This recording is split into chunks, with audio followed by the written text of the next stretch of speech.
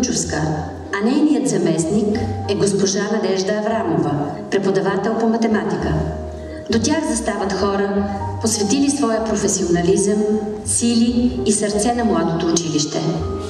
Следващите години са време на усилия и успехи, израстване и утвърждаване на награди и признания.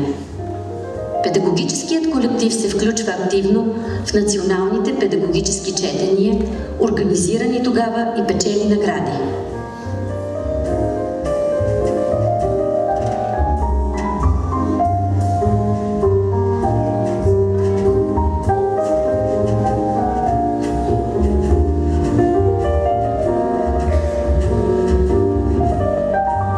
От 1969 до 1985 година ученическият хор с музикален ръководител Васил Василев печели награди и отличия на републикански хорови първенства.